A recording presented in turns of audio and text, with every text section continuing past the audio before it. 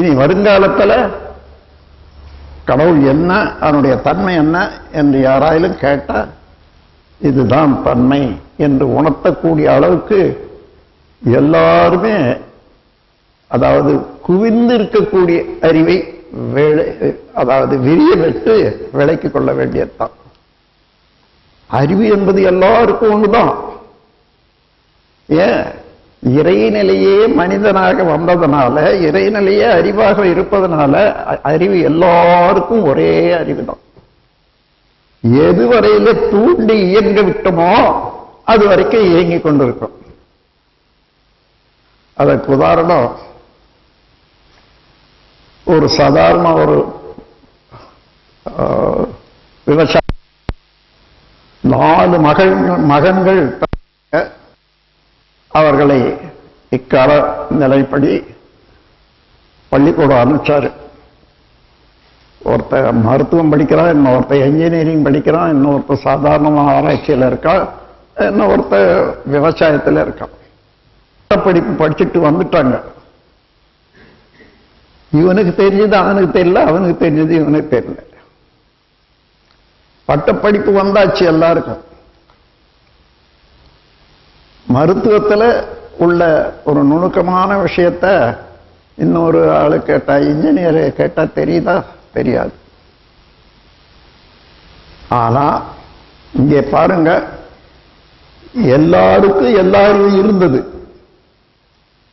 எது வரைக்கும் தூண்டி விட்டாங்களோ, வெளியேற்றி இயக்கி விட்டார்களோ அது வரைக்கும் இயங்குது. அவன் அண்ட மருத்துவனாக, இன்னொருத்தர் அண்ட என்ஜினியராக, அவ்வளவுதானே தவிர இன்ஜினியராக ஆகக்கூடிய ஒரு தத்துவம், தன்மை அவனுக்கு இருந்தது.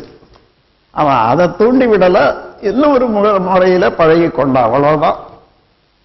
அப்படி பார்க்கிற போது நாம் எல்லோரையும் அறிவின் ஆழத்தில ஒரே இடத்துலதான் இருக்கிறோம் என்ற ஒரு சகோதர உணர்வோடு தான் நாம் பழக வேண்டியது இருக்கிறது. அதை தெரிந்து கொண்ட பிறகு அவர் வேற, நான் வேற என்றது உருவத்தை பார்த்து, அடையாளத்தை பார்த்து சொல்வதே தவிர, இயற்கையிலே மனிதன் வேறு வேறு இல்லை. மனிதன் எங்க பிறக்கிறான்? இந்த உலகத்திலையும் பிறக்கிறான்.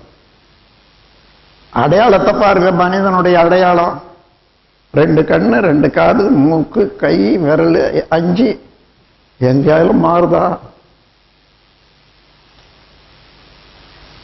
சிருஷ்டி செய்த ஒருத்தரா இருந்தா அதே தானே வச்சு எங்கேயும் ஒரே மாதிரியாக தான் வச்சிருப்போம். இது சிருஷ்டி இல்லை. அவனே அந்தந்த நிலையில மாறிக்கொண்டிருப்பதனால அவனாண்ட எல்லாம் இருக்குது. அந்த நிலையில எல்லாமே இருக்கிறது.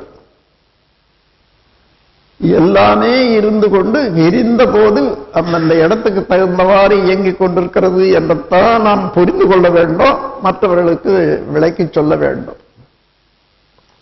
நண்பர்களே, இங்க நாம் எந்த அளவு பொறுப்பில் இருக்கிறோம்ன்றத நீங்க எல்லோருமே மனதில் வைக்க வேண்டும்.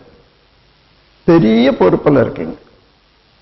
விஞ்ஞானத்துக்கும் மெஞ்ஞானத்துக்கும் அடிப்படையான ஒன்றாக காணக்கூடிய ஒரு காட்சியில, அகக்காட்சியோட, அனுமானத்தோட, அசம்ஷன் என்ற கருத்துணர்வோடு இருப்பீங்க.